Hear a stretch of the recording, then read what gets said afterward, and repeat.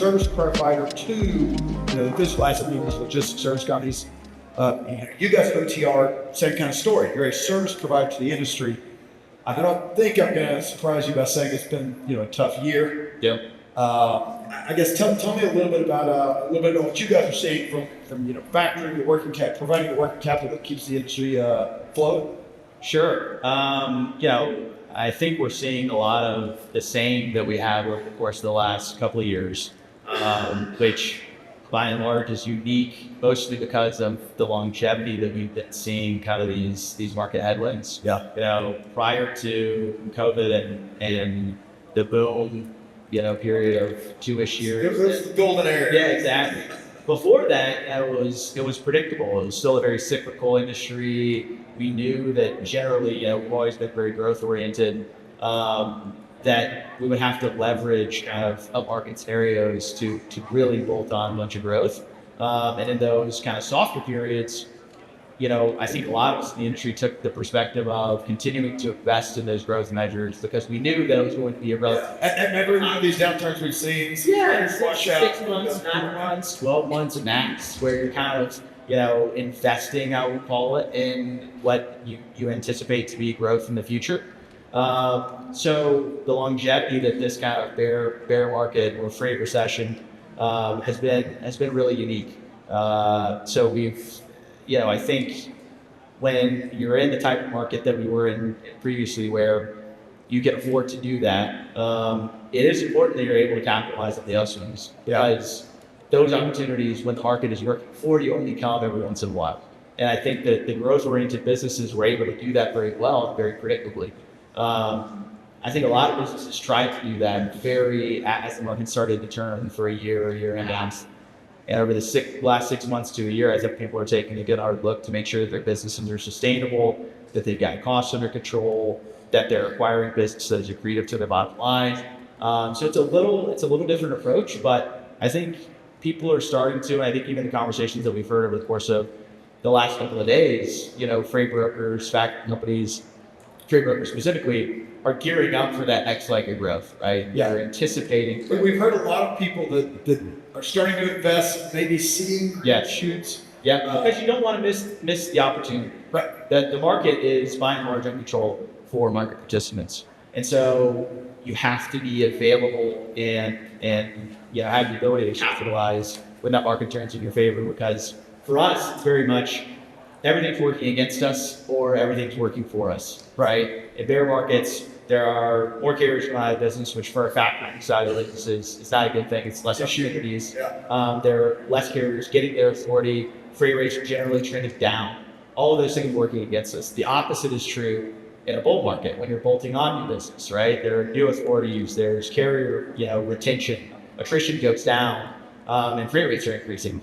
And so being able to capitalize and with market swings is still very, very important. I think what a lot of people are excited, when. I know that's a topic of conversation. I'm not going to make any proclamations up here. Left my crystal ball up. Yeah, exactly. It's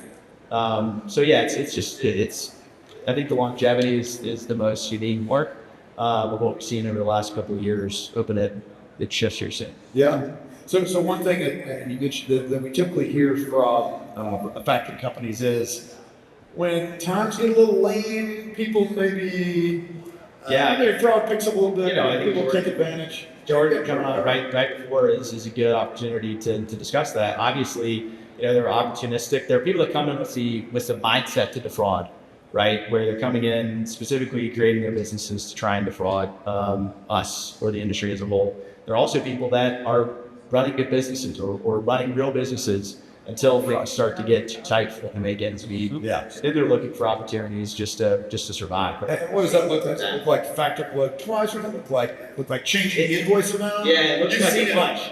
We have seen it all. Yeah, on an industry that relies so much on physical documentation, so many layers of communication when you think about supply chain and the fact that from the load being delivered to that paperwork in many cases ending up at the shipper, the receiver, whoever is responsible for paying that freight bill.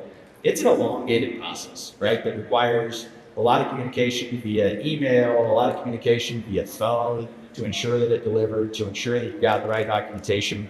And so anytime you have an extended game of telephone being played, you're going to have opportunities for people to come in and Those are the cracks into which but yeah, I mean, billing for invoices twice, using fraudulent PODs, people coming in with, Jordan talked about, basic vacancy numbers. We do a lot of underwriting on the front end for, especially our factory business, trying to sort that stuff out to identify, have you seen these people in other areas of the portfolio? Have they come in and tried to get factoring services in the past? So we're leveraging a lot of that information to make informed decisions. Even if we haven't worked with someone in the past, if we know that it's an alias or they're associated with someone that we've identified as, a bad actor, obviously we're cutting those people out in the front end so that they don't have an opportunity to defraud us. Yeah, that's good. The interest rates have obviously been a tough challenge for carriers. And you guys are in more or less the banking business. Yeah. Does that affect them from a factoring rate, or is it more from their payment on equipment is really high, and that's a pressure of the credit? Yeah, I mean, from a factoring perspective, factoring rates have not gone up over the course of the last 2 or 3 years. Well, and if you control the fraud, that's one less thing you have to price into their rate. Yeah, it's an interesting phenomenon just because obviously, the Fed, I think an hour ago or so, we were talking about Fed funds rates have gone bananas for the first, or prior to 3 years ago, it was near zero interest rates. What's interesting, and I think kind of what we might expect to see as the industry continues to press forward, is that a lot of the interest rate costs, and this goes for factoring companies, for freight brokers in particular, are being absorbed into the efficiencies that those businesses are creating. Yeah. Right. So when you think about gross margin and how that flows down to the bottom line, interest rates for a factoring company are obviously a huge component. They're also a huge component for freight brokers. They're floating funds for 30, 45 days, just like factoring companies in many cases, because of how shippers are paying. So as interest rates start to increase, their debt service becomes more of a concern. And I think you've seen that combined with all the other market factors where freight rates have come down, freight volumes are not moving with capacity. A lot of pressure on the carrier. Exactly. Well, and the broker, yeah. But the fact that you haven't seen top-line margin expansion in factoring or freight brokerage, generally speaking, means that the players are making less, bottom line, or they're finding ways to supplement those costs with efficiency gains. Right. And so that's where you have to start getting creative. And I think that's where, especially in the last, I mentioned, year and a half, everybody had been running a very similar playbook prior to this extended freight recession, which was cut down, no brakes, Take as much easy gas, because you want to be available when the market turns. Yep. I think people have started to have to take a really close look, which is going to drive a lot of efficiency into those organizations. And then the ones that are still able to mobilize and turn on those growth levers when the market does turn, that's where you'll see some kind of bottom line margin expansion. But I don't necessarily expect the show, I don't expect broker top line margin or factoring top line margin, to be honest, to change much. Yeah, a growth period can be risky for the brokers who are getting paid on fix and paid for.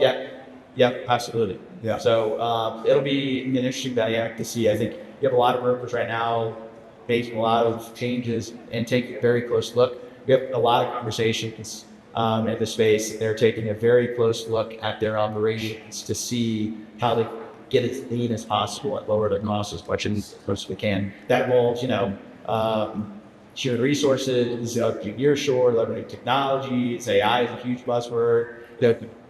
Jordan runs a technology company and doesn't use it, so take that for what it's worth. The most honest technology practitioner here. Yeah. So, but there are ways to cut costs out of your operations. It's been a big focus, especially over the last year. Does that make you? The experience of the last 5 years. How do you think about how there be logistics service providers or folks like us who are selling into that market? What's the thing you think about your cost structure through the next boom and bust cycle, whenever it comes? May it be this fall. I think obviously it needs to be, you have kind of a right sizing happening now in preparation for what is hopefully, obviously, to to kind of stem the tide of these market headwinds that we're currently in. But it'll be a huge competitive advantage as you go to the next kind of cycle. Obviously, those that are equipped to be able to lower their internal costs are going to be able to be more aggressive from a growth perspective. Right. Generally, you have efficiencies flowing into an operation, whether it be, deploying technology that does that, or any other being. Those growth-oriented businesses are then going to go out and try and put more business with those initial guns in a lot of cases. So that comes, paying trucks more if they have to, or charging customers less if they have to, in order to continue to grow their business. So I think you'll see a lot of people. I mean, it's historically an industry where people have reinvested into the business because there's so much opportunity if you're willing to do that. Yep. I think that will continue to be the case. I think we'll probably see something that is more normalized than what the last 4 years has looked like, if I had to guess. I think we'll continue to see some level of consolidation. We just saw Transix with the wire today, or whatever that news dropped, which is interesting. I think we'll see consolidation of attrition. In some cases, where you have people leaving the marketplace, that business just gets gobbled up by the rest of the players in the industry, or you have consolidation in the form of kind of traditional consolidation. You have people being purchased. So it'll be an interesting next few years, but I do expect it to be, at least from a longevity perspective, the cycles to be a little more manageable, right? Because it's very hard when you're in an environment where you never really know when it's going to end. It's very tough to plan for how you want to invest in business going forward. For sure. So it sounds like you're saying that the best practice is don't be afraid to burn a little cash and invest. In advance of the upswing, but that's of course going to be tempered. Yeah, I think traditionally that's work because 6 or 9 months you can weather. If you're burning cash for 2 years, not longer than that, it becomes a little less sustainable. I think a lot of us are anticipating we are somewhat close. I think investing in things that are going to make you more efficient for the long run, it's not a bad idea if you have. Pay attention to ROI. Yeah, it's not a bad idea if you have the opportunity to do so. I think that's where a lot of people have turned their eye in the industry over the course of the last year, like I've mentioned, which is great. I think investing in sales resources, investing in go-to-market, those types of things are somewhat contingent on how the market is going to pay off those investments. In a relatively short amount of time. Investing from an infrastructure perspective to make sure you can capitalize on those growth opportunities is a slightly different way to invest, but I think worthwhile ones. Yeah. Of course, you mentioned, I was on stage earlier talking about AI. You mentioned it, is there kind of that technology guy, a little something. Exactly. But is there any of that going into kind of the decision-making, the underwriting, or factoring, or is it still pretty, you're focused more on automation and efficiency than this science project that might not work? Yeah, I think there's selected ways that AI can be helpful. I think in our industry, it can be tough because a lot of what that AI is doing is dependent upon the data you are feeding it. Exactly. A lot of the very trained data with AI and those products, and you've seen it even as Microsoft and Google have released their ChatGPT, or I guess Microsoft ChatGPT, but as they're competing, you can see that there's still kinks to work out, right? There's been a lot of news around the things that are being returned and the new chatbots. And so when you think about our industry, and like I said, how much communication is had in unstructured ways, how much data is passed in unstructured forms, the data integrity of what is fed into those engines isn't as reliable, which makes the output that those models are giving you even less reliable. And so that's the concern. I think if you have a high degree of confidence in the data you are feeding it, it allows you to make more informed decisions, and you can really leverage the power of that AI. I think in a lot of cases, we're trying to feed it on best guess and expecting it to be able to solve those problems for us, which in a lot of cases just take bad data in, bad data out.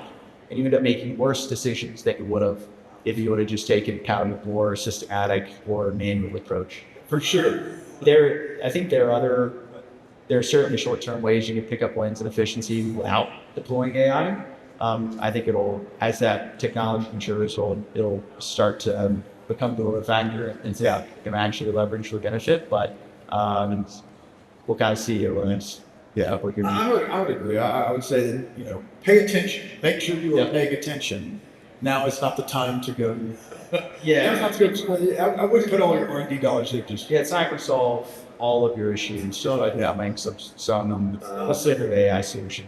yeah, very good. So we've talked a lot about long-term trends here today, future supply chain, sorry about the future. I think I would say that the growth of the small carrier, the brokerages that supported an increase in the market share that belongs to small carriers. That's been good for the factoring industry for sure. Yeah. What do you see that trend continuing? How far is it going to go? What other long-term trends are you guys in the world of trucking working capital thinking about and paying attention? Yeah, I think certainly fragmentation will still continue to be Would increase? long term. I think we'll probably continue on the trend that we have been over the last several years. Not the short term, but an extended horizon of a decade or a decade plus. Yeah. Actually, we're seeing a significant reversion to the mean. Sure. Both carrier markets. When rates are $4 a mile, everybody's a business leader, right? It's when they're not, everybody. Yeah. Oh, we're going to rush back to the lease on. And we see that just like everything, and like I mentioned earlier, you're going to see more people jumping into the industry in a market that is improving, that is growing, that rates are increasing in. And so we'd expect to see those short-term trends to remain or continue to exist.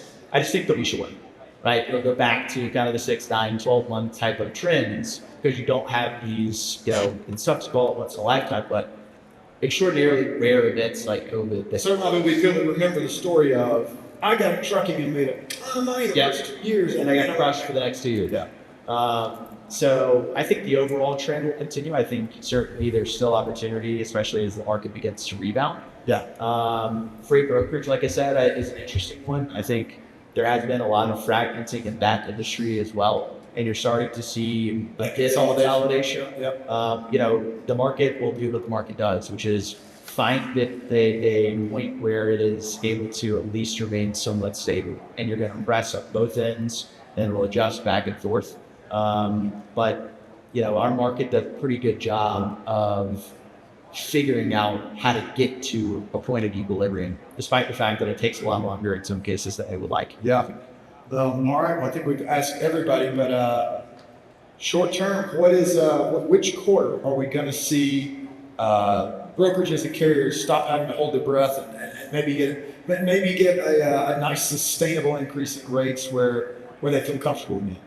We're kind of already seeing signs, and we're looking really hard. So. That's what everybody says. Maybe that's not bleeding. We are looking really hard, but we are starting to see. What are those signs? What is that? For us, it's freight rates over similar lanes, and so we're looking really closely at how our carrier business is doing. We're actually talking to our broker partners, right, both on the carrier factoring side as well as kind of on the Epay side, to see what they're seeing, what their customer sentiment is, whether it's honestly a lot of anecdotal feedback.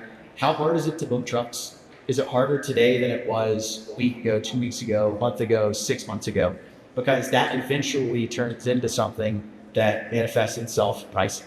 Sure, that trucks become more difficult. And so we're starting to get that. Tender rejection. Yeah, exactly. We're talking about the same problem. We look at two. Exactly. And so, I think all of that has an impact of when we think we'll see a sustainable uptick. I would say Q4 is our best case. But, I don't think they're going to go. I don't think it's going to be a 30 or 40% jump in Q4. No. I just think something that begins to put them in a position where they're not completely underwater. Right. Especially on the carrier side, operating costs, by and large, especially for those got in the industry in 2020 and well on 2022, are so high as they're still operating on that equipment that they purchased, right, that it's going to be very difficult for them to get to a point where, they're profitable on every single load. So I think we'll start to see and hopefully gradually climb north over the course of the next 6 to 9. You heard it here from your lips to God's ears. Fourth quarter, says Clayton. Thank you for making the drive down from North Atlanta, and always great to see you. You too. Thanks.